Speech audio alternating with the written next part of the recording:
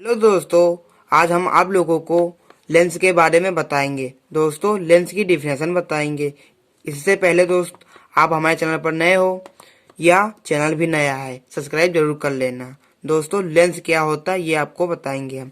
दोस्तों, लेंस यह एक पारदर्शी माध्यम होता है जो दो गोलीय पृष्ठों तथा समतल पृष्ठों से घिरा हुआ होता है। दोस्तों, यह एक पारदर्शी माध्यम होता है।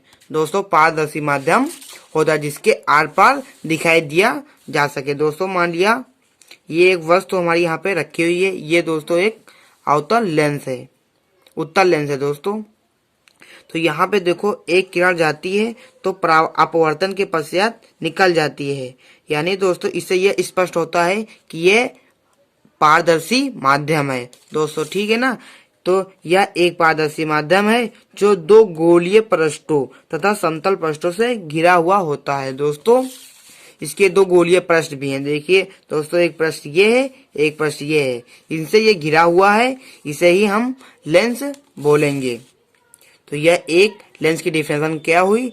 यह एक पारदर्शी माध्यम होता है जो दो गोलीय पृष्ठों तथा समतल पृष्ठों से घिरा हुआ होता है। दोस्तों, यह दो प्रकार के होते हैं। दोस्तों, पहला है अवतल लेंस। दोस्तों, वह लेंस जो किनारों में मोटा तथा बीच में पतला होता है उसे अवतल लेंस कहते हैं। दोस्तों, अवतल लेंस ये है हमारा वह लेंस जो किनारों में मोटा। दोस्तों, ये इसके किनारे हैं। देखो दोस्तों, ये और ये। दोस्तों, यहाँ पे देखो मोटा लग रहा है और बीच में देखो कितना पतला है। ये कितना पतला है, यहाँ पे देखो कितना मोटा है। तो यहीं पे डिफिनेशन भी लिखी हुई है कि वह लेंस जो किनारों में मोटा तथा बीच में पतला होता है अवतल लेंस कहलाता है। दोस्तों, ये हमारी अवतल लेंस की डिफिनेशन हुई। अब दोस्तों, उत्तल लेंस किसे कहते हैं? सेकंड वाला है हमारा उत्तल लेंस। वह लेंस जो बीच में मोटा तथा किनारों में पतला होता है उसे अवतल लेंस कहते हैं। दोस्तों, उत्तल लेंस कहते हैं। दोस्तों, यहाँ पे ध्यान से देखिए, इस चित्र में ये हमारा उत्तल लेंस का चित्र है। तो ये इसमें देखिए वह लेंस जो बीच में मोटा। दोस्तों, यहाँ पे देखो मोटा लग रहा है हमें, और ये किनारे में पतला लग रहा है, तो ये उत्तल लेंस कहलाएगा। तो इसकी डिफिनेशन आराम से आप लोग याद कर लेंगी कि चित्र से देख के ये डिफिनेशन निकाला जाए। वह लेंस जो बीच में मोटा, दोस्तों बीच में मोटा तथा किनारों में पतला होता है उत्तल लेंस कहलाता है। दोस्तों, आसान सी डिफिनेशन है, आप लोग याद कर लेंगे। अब दोस्तों, अभिसारी लेंस हम देखेंगे। अभिसारी लेंस क्या होता है?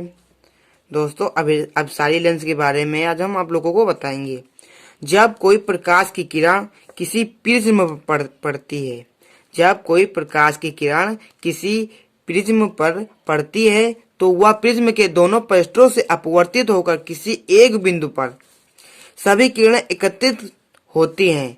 इसी बिंदु को लेंस का अभिसारी लेंस कहते हैं। दोस्तों, एक चित्र के माध्यम से हम समझेंगे। दोस्तों, ये हमारे प्रिज्म है। दोस्तों, ये हमारा प्रिज्म हो गया, और दोस्तों ये किरण हो गई प्रकाश की। दोस्तों, डिफिनेशन में क्या थी? जब कोई प्रकाश की किरण किसी प्रिज्म पर पड़ती है। दोस्तों, हमारे किसी प्रकाश की किरण किसी प्रिज्म पर पड़ती है, वह प्रिज्म के दोनों पृष्ठों से अपवर्तित होकर, दोस्तों ये पृष्ठ पृष्ठ से अपवर्तित होकर किसी एक बिंदु पर सभी किरणें एकत्रित करती हैं। दोस्तों, ध्यान से देखिए, ये सभी किरणें एक बिंदु पर एकत्रित कर रही हैं। इसे ही हम अभिसारी बिंदु कहेंगे। दोस्तों, डिफिनेशन बहुत अच्छी है और बहुत इजी भी है, आप लोग याद कर लेंगे कि जब कोई प्रकाश की किरण, इससे देखिए चित्र से, जब कोई प्रकाश की किरण किसी प्रिज्म पर पड़ती है, प्रिज्म के दोनों पृष्ठों से अपवर्तित होकर किसी एक बिंदु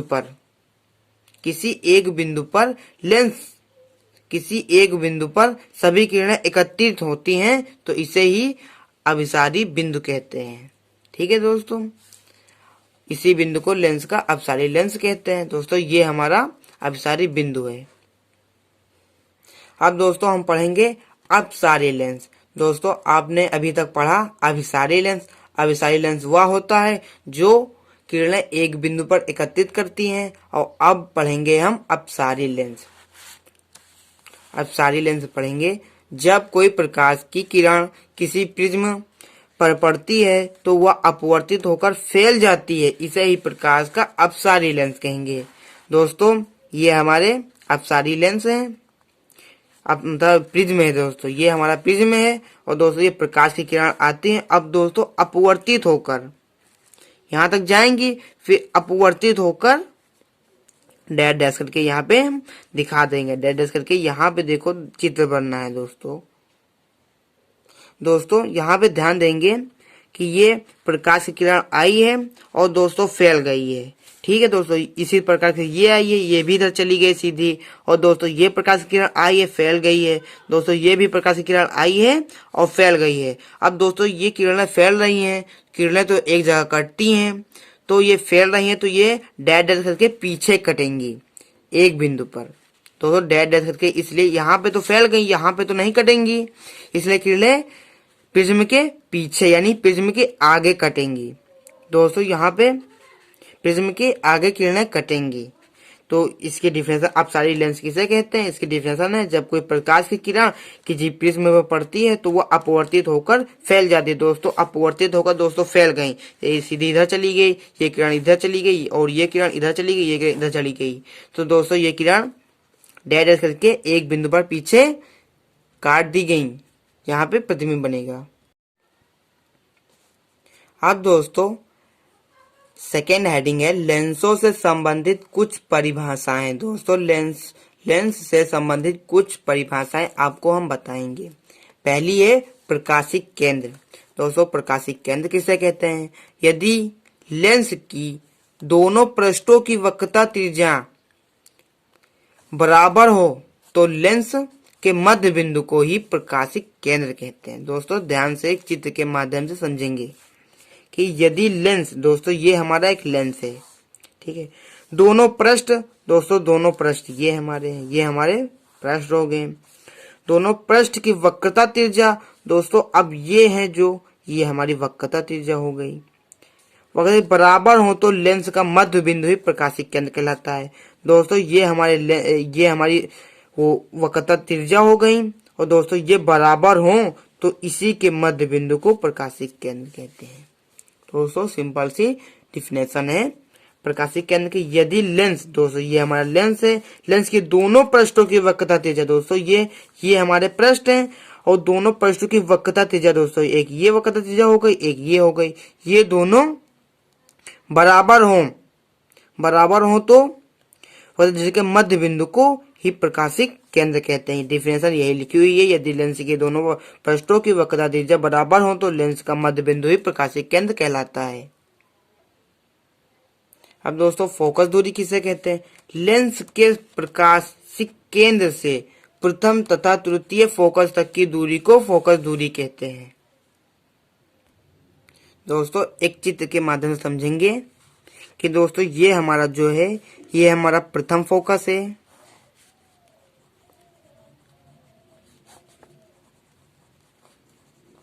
दोस्तों हमारा ये प्रथम फोकस है, और ये हमारा द्वितीय फोकस है।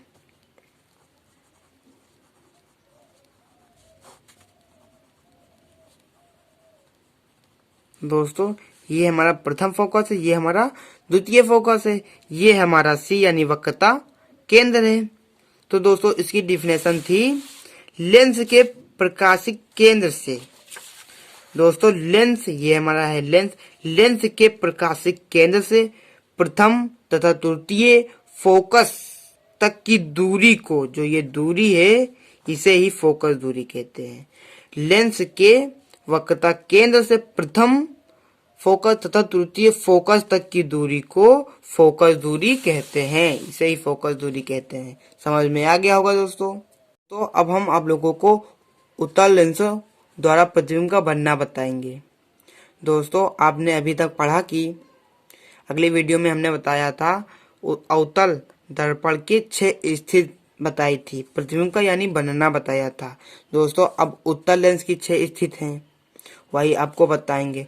हेडिंग सेम है, पहली हेडिंग उसमें थी जब वस्तु अनंत पर स्थित हो, तो दोस्तों लेंस में भी वही हेडिंग है, जब वस्तु अनंत पर स्थित हो तो प्रतिबिंब कैसे बनेगा। दोस्तों हमने तो चित्र बनाया है और दोस्तों ये पेपर में पूछा जाता है तो इसकी हिंदी भी लिखनी है। दोस्तों इसकी हिंदी भी लिखना आप लोगों को हम बताएंगे। दोस्तों ये हमारा वक्रता केंद्र है। दोस्तों ये L1 L2 यानी उत्तल दर्पण से दर्शाया गया हुआ है। ये प्रथम फोकस है, ये तृतीय फोकस है, ये जो डैश है ये अनंत है और दोस्तों ये अनंत ओ डैश ये एक हमारी वस्तु है। इसी तरह से इसमें ये प्रथम फोकस है, ये तृतीय फोकस है। दोस्तों जब वस्तु अनंत पर स्थित हो, यानी यहाँ पे दोस्तों देखा जाए ये हमारी वस्तु अनंत पर स्थित है, तो पहली प्रकाश की किरण वक्रता केंद्र से होकर जाती है जो अपवर्तन के पश्चात सीधी निकल जाती है। और दूसरी ये दोस्तों ये दूसरी किरण है, ध्यान दिए, ये सीधी चली जाती है। और दोस्तों ये दूसरी किरण है जो प्रथम फोकस से होकर जाती है और प्रथम फोकस से होकर जाती है जो मुख्य अक्ष अपवर्तन के पश्चात मुख्य अक्ष के समांतर हो जाती है। दोस्तों इसकी हिंदी आपको हम लिखना भी बताएंगे, बहुत सिंपल सा है।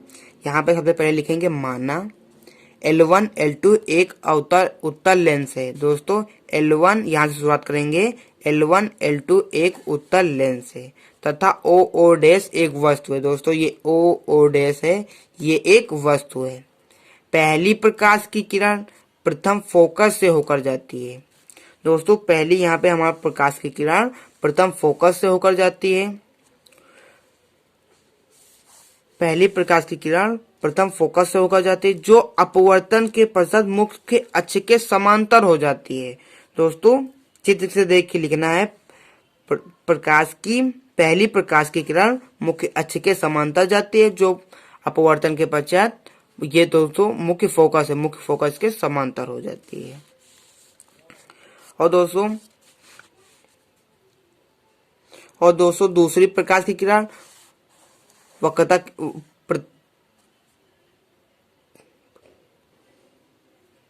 दोस्तों दूसरी प्रकाश की किरण वक्रता केंद्र से होकर जाती है। दोस्तों ये वक्रता केंद्र नहीं, ये प्रकाशिक केंद्र, ये उत्तल लेंस है ना, यहाँ पे हम इसे प्रकाशिक केंद्र बोलेंगे। दूसरी प्रकाश की किरण प्रकाशिक केंद्र से होकर जाती है जो अपवर्तन के पश्चात सीधी निकल जाती है। ये दोनों किरणें दोस्तों, ये दोनों किरणें जहां पर एक दूसरे को प्रतिच्छेद करती हैं वहां पर आई डैश एक प्रतिबिंब बनता है। दोस्तों इसी से देख के हमने डिफिनेशन लिखी थी। और दोस्तों प्रतिबिंब कैसा बनना है, प्रतिबिंब वस्तु से छोटा। दोस्तों ये वस्तु है और प्रतिबिंब देखो वस्तु से छोटा बनना है और उल्टा वास्तविक तथा प्रथम फोकस पर बनना है। दोस्तों उल्टा बन रहा है, इसे देख के लिखना, ये हमारा आई डैश एक प्रतिबिंब है, तो प्रतिबिंब वस्तु से छोटा, उल्टा और दोस्तों वास्तविक बन रहा है दोस्तों और प्रथम फोकस पर बन रहा है। इतना आपको लिखना है, पेपर में आएगा, पूछा जाएगा तो इतना ही लिख देना है, वो अच्छे नंबर आपको दे देगा। अब दोस्तों सेकंड स्थिति हमारी है जब वस्तु अनंत तथा 2f के बीच स्थित हो। दोस्तों हमारी वस्तु अब दोस्तों यहाँ पे अनंत के बीच तथा 2f के बीच स्थित हो तो प्रतिबिंब कैसा बनेगा। दोस्तों पहली प्रकाश की किरण मुख्य अक्ष के समांतर जाती है जो अपवर्तन के पश्चात फोकस से होकर निकल जाती है। दूसरी प्रकाश की किरण वक्रता केंद्र से होकर जाती है जो अपवर्तन के पश्चात सीधी निकल जाती है। दोस्तों ये दोनों किरणें एक दूसरे को प्रतिच्छेद करती हैं, वहां पर आई डैश एक प्रतिबिंब बनता है। दोस्तों प्रतिबिंब कैसा बनना है, वस्तु से छोटा। दोस्तों वस्तु से छोटा बनना है और दोस्तों उल्टा बनना है, वास्तविक तथा f तथा 2f के बीच बनना है। दोस्तों हमने इसी तरह से फर्स्ट स्थिति में हिंदी लिखी थी, उसी तरह से इसकी हिंदी भी लिखना है। आप दोस्तों इसकी हिंदी लिख लेंगे, लिखना कि माना L1 L2 एक उत्तल दर्पण है, उत्तल लेंस है तथा O डैश एक वस्तु है। फिर लिखना पहली प्रकाश की किरण मुख्य अक्ष के समांतर जाती है जो अपवर्तन के पश्चात फोकस से निकल जाती है। दूसरी प्रकाश की किरण प्रकाशिक केंद्र से होकर जाती है, प्रकाशिक केंद्र से होकर जाती है जो परावर्तन के पश्चात सीधी निकल जाती है। ये दोनों किरणें जहां पर एक दूसरे को प्रतिच्छेद करती हैं वहां पर आई डैश एक प्रतिबिंब बनता है और प्रतिबिंब कैसे, अब प्रतिबिंब बनता है, इतना लिख लेना है, फिर डालना प्रतिबिंब के बारे में लिख लेना, उतना लिख के फिर प्रतिबिंब डालना, प्रतिबिंब में लिखना वस्तु से छोटा। प्रतिबिंब कैसे बनना है, वस्तु से छोटा। दोस्तों ये हमारी वस्तु है और वस्तु से छोटा प्रतिबिंब बन रहा है, वस्तु से छोटा। और दोस्तों ये सीधा है, वस्तु सीधी है तो प्रतिबिंब उल्टा बन रहा है। तो प्रतिबिंब कैसा बनना है, उल्टा। और दोस्तों दिखाई दे रहा है साफ साफ, डैश डैश करके नहीं है। तो वास्तविक तथा f तथा 2f के बीच बनना है। तो ये f है, ये हमारा 2f है, 2f तथा 2f के बीच बनना है प्रतिबिंब। अब दोस्तों थर्ड हेडिंग है, जब वस्तु 2f पर स्थित हो। दोस्तों अब ये वस्तु 2f पर स्थित हो गई, 2f पर स्थित हो गई तो उसी तरह से लिखनी है। पहली प्रकाश की किरण मुख्य अक्ष के समांतर जाती है, वही नियम लगना है, सब स्थिति में वही नियम लगना है। जब पहली प्रकाश की किरण मुख्य अक्ष के समांतर जाती है, जो अपवर्तन के पश्चात फोकस से निकल जाती है। सेकेंड प्रकाश की किरण प्रकाशिक केंद्र से होकर जाती है, जो अपवर्तन के पश्चात सीधे निकल जाती है। ये दोनों किरणें एक दूसरे पर प्रतिच्छेद करती हैं, वहां पर आई से एक प्रतिबिंब बनता है। प्रतिबिंब वस्तु के बराबर। दोस्तों 2f पर वस्तु स्थित है तो 2f पर ही प्रतिबिंब बन रहा है। दोस्तों बराबर बन रहा है, इस स्थिति में बराबर बनता है प्रतिबिंब। हिंदी दोस्तों आप लोग लिख लेंगे, प्रतिबिंब लिख लेना, वस्तु के बराबर उल्टा वास्तविकता 2f पर बनता है। इतना दोस्तों लिख लेना और इसकी हिंदी जरूर लिख लेना। हिंदी मान लिया, चित्र तो बहुत इंपॉर्टेंट है, चित्र बना के हिंदी लिख लेना और प्रतिबिंब हेडिंग डाल के प्रतिबिंब के बारे में लिख देना। बोर्ड का जो एग्जामिनर होगा वो आपको अच्छे नंबर दे देगा। अब दोस्तों फोर्थ हेडिंग है हमारी, जब वस्तु 2f तथा f के बीच स्थित हो। अब दोस्तों वस्तु हमारी इधर धीरे धीरे आ रही है और हमारा ये प्रतिबिंब इधर धीरे धीरे भाग रहा है, यही इसी से आप याद कर लेना। हमारा जो ये वस्तु है जितना इधर आगे आएगा उतना हमारा प्रतिबिंब पीछे जाएगा। दोस्तों ये आप ध्यान देंगे, थर्ड हेडिंग में ये जो वस्तु 2a पर स्थित थी तो ये हमारा जो प्रतिबिंब था 2a पर स्थित था। अब दोस्तों 2f के आगे वस्तु गई तो 2f के आगे प्रतिबिंब गया, वही है। वस्तु इधर आ रही है तो प्रतिबिंब इधर जा रहा है। अब यहाँ पे s और 2f के बीच स्थित है वस्तु, तो वही पहली प्रकाश की किरण मुख्य अक्ष के समांतर जाती है, जो अपवर्तन के पश्चात फोकस से होकर निकल जाती है।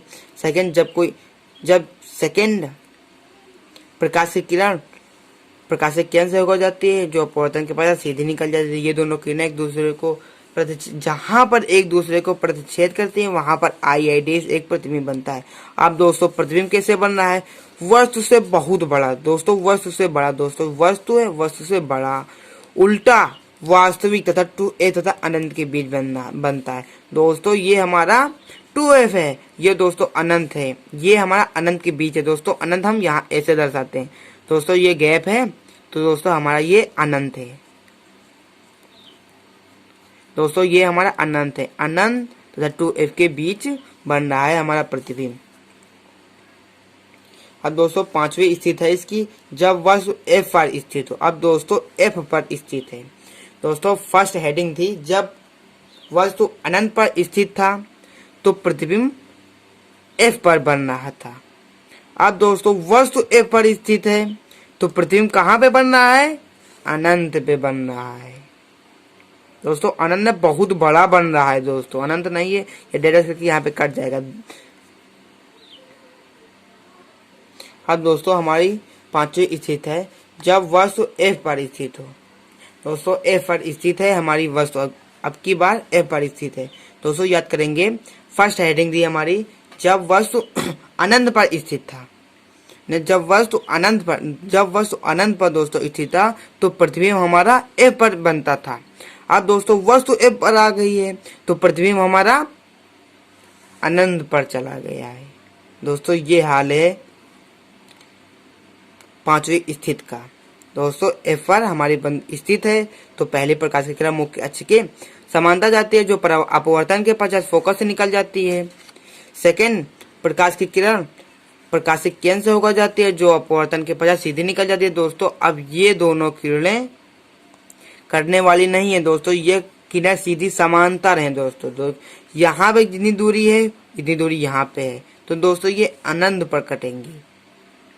दोस्तों ये अनंत पर कटेंगे। दोस्तों इनका प्रतिबिंब कैसे बनता है? प्रतिबिंब बनेगा, प्रतिबिंब वस्तु से बड़ा, उल्टा, वास्तविक तथा अनंत पर बनता है। दोस्तों अनंत पर बन रहा है इनका प्रतिबिंब।